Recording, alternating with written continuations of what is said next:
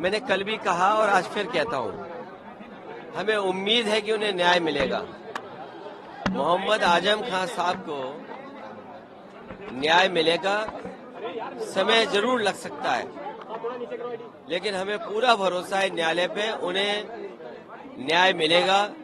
लेकिन सबसे बड़ा सवाल ये है कि उनके खिलाफ साजिश कौन कर रहा है? बीजेपी के सहयोगी लोग, बीजेपी के समर्थक लोग।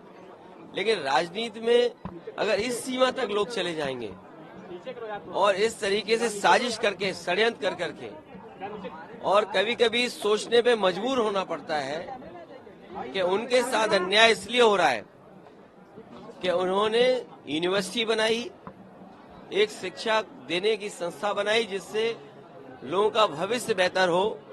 और कभी कभी सोचने में जब बहुत चीजों को सोचते हैं, समझते हैं, तो ये भी लगता है कि मोहम्मद आजम खान साहब मुस्लिम हैं, इसलिए उनके साथ ज्यादा अन्याय हो रहा है। अखिलेश जी, मध्य प्रदेश में आपने लिस्ट जारी कर दी है और कांग्रेस कह रही है उनकी कोई जमीन ही नहीं है अभी। देखिए, कौन कांग्रेस या कोई दल क्या कह रहा है? इंडिया गठबंधन,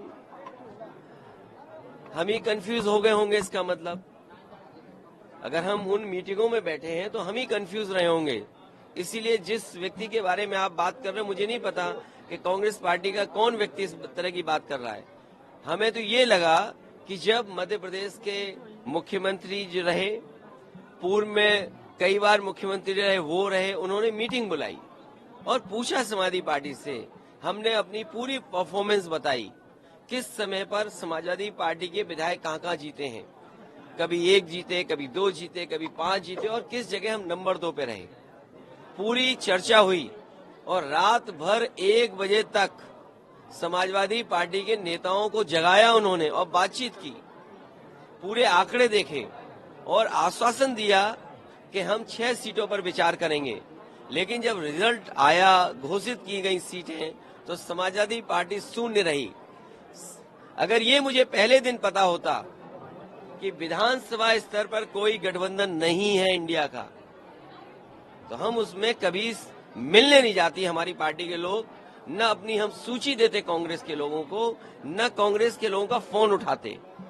लेकिन अगर उन्होंने ये बात कही है कि गठबंधन नहीं है, तो हम स्वीकार करते हैं गठबंधन नहीं है।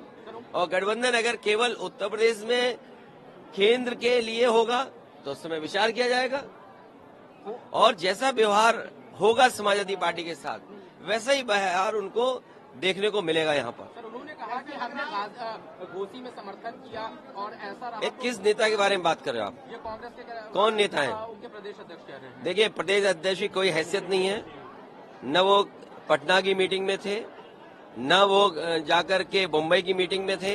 इंडिया के बारे में क्या जानते हैं वो? गठबंधन के बारे में उनकी क्या हैसियत है जो बोल रहे हैं इस तरह की बात?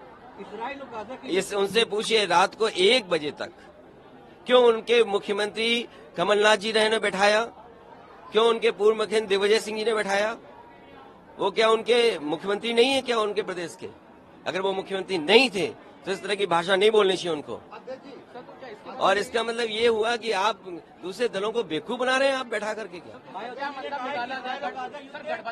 मतलब? ये बीजेपी से मिले हुए लोग हैं, ये कांग्रेस के लोग बीजेपी से मिले हुए लोग हैं। तो आगे की अभी क्या रणनीति? ये जो बीजेपी से मिले हुए, देखिए, अगर मुझे पता होता कि गठबंधन प्रदेश स्तर पे नहीं है तो मैं समाजवादी पार्टी के नेताओं को दिग्विजय सिंह जी के पास नहीं भेजता। अगर मुझे ये पता होता कि समाजवादी पार्टी को प्रदेश स्तर पे गठबंधन नहीं कर रहे हैं, मैं कमलनाथ जी के पास अपनी पार्टी के लोगों को नहीं भेजता। और मुझे ये भरोसा होता कि कांग्रेस पार्टी के लोग धोखा देंगे तो मैं उनकी बात पे भरोसा नहीं करता। मुझे बताया गया कि 6 सीटों पर आपके लिए सोचा गया है, विचार किया गया है और उस पर तय करेंगे। सिटिंग एमएलए की जगह आप सीट दे दोगे आप, और उम्मीद करोगे कि मैं आपके बारे में सच बोलूं, और जो बात बोलनी है उनको मैं आपके माध्यम से कांग्रेस पार्टी को कहना चाहता हूं, अपने चिरकुट नेताओं से हमारी पार्टी के बारे में न बुलवाएं। अभी आगे का क्या रहेगा? मतलब ये आगे कंटिन्यू रहेगा? अब आगे का देखा जाएगा, क्योंकि हमें अगर ये जानकारी मिल रही है कि गठबंधन केवल दिल्ली के स्तर पे, तो ठीक है, दिल्ली के स्तर पे जब बात होगी तो की जाएगी। एमपी सीटों पे अगर बात की जाएगी तब देखा जाएगा। अगर मुझे ये पता होता कि प्रदेश स्तर पे कोई गठबंधन नहीं है तो को नहीं है, हमने स्वीकार कर लिया, इसीलिए हमने अपने पार्टी के टिकट घोषित कर दिए। इसमें क्या गलत किया है? इसलिए मैं कह रहा हूँ कि आप लोग भी ऐसे छोटे नेता जो कांग्रेस के हैं, और मैं कांग्रेस पार्टी के बड़े नेताओं से यही अपील करूंगा, निवेदन करूंगा कि अपने छोटे नेताओं से इस तरह के स्टेटमेंट मत दिलवाइए। मायावती जी ने कहा युद्ध से नहीं, वॉर के पक्ष में कोई नहीं है, और प्रदेश में बड़े सवाल है धान खरीद का।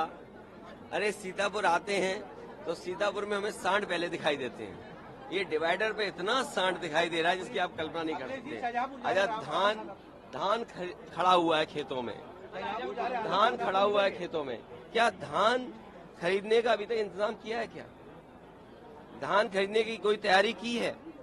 आप बताइए, सीतापुर में अगर एक भी धान केंद्र किसानों को खरीद रहा हो धान, तो बताएं हमें आप। शाहजहांपुर जा रहे हैं, आगे रामपुर आजम खान साहब से मिलने जाएंगे। वो हम पर छोड़िए, हमारी पार्टी पर छोड़िए। अब ये बातें क्यों पूछते, कौन किससे मिला? उनसे हमारा संपर्क है, लगातार बातचीत हुई है। वो हमारी पार्टी और हमारा परिवार है, हमें फैसला लेने दो क्या करना। इसमें राजनीति मत ढूंढिए, इसमें भी बीजेपी के आप एजेंट मत बनिए। सर 16 तारीख को आप देवरिया गए थे, देवरिया मामले पे वहाँ पत्रकारों को पीटा गया, उसके बारे में आप क्या कह रहे हैं? हमें दुख है कि बीजेपी के लोग सबको पीट रहे हैं।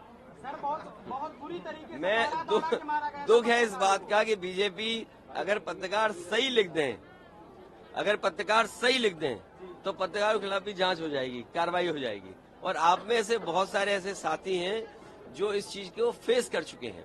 शिविर की शुरुआत हो रही है, सच्चाई दिखाना चाहते हैं, उन्हें पुलिस कहती है क्या? हाँ, यही मैं कह रहा हूँ कि अब तो यूट्यूब पर भी पाबंदी लगा देंगे, इसलिए यूट्यूबर्स भी बड़े सावधान है ना आप उन्होंने लोग। कहा है कि हमने अब तक 20 लाख से ज्यादा जो वीडियो का डेटा है हमने डिलीट किया है। गूगल ने अपना डेटा भारत सरकार को बताया देखिए, कि लेकिन वो गाइडलाइन के हिसाब से नहीं था। वो ठीक बात है, वो एक अलग विषय है।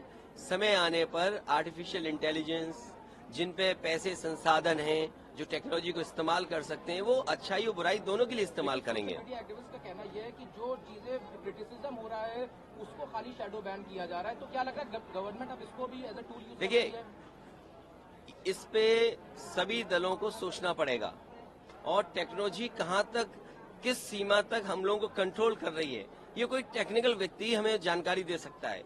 अगर टेक्नोलॉजी इसलिए यूज हो रही है कि मेरी बात को नहीं पहुंचाया जा सकता दूसरे तक, या हमारे कोई खिलाफ लिख रहा है उस पर हम रोक सकेंगे, तो फिर टेक्नोलॉजी इसका मतलब भेदभाव कर रही है। जिस तरीके से हम पैसा दे करके ऐड देते हैं, तो कहीं ना कहीं इस तरह का होगा कि मुनाफा किसी को दे करके हम पाबंदियां लगवा रहे हों, तो वो फ्री एंड फेयर प्लेटफॉर्म थोड़ी रहा। हम अपने विचार अगर देना चाहें, हमारे विचार निष्पक्ष हों, उस पर भी अगर पाबंदी लग जाएगी तो वो प्लेटफॉर्म कॉमन प्लेटफॉर्म नहीं हुआ ना सबके लिए। 24 में समाजवादी पार्टी बीजेपी का मुकाबला कर रही है, और बीजेपी को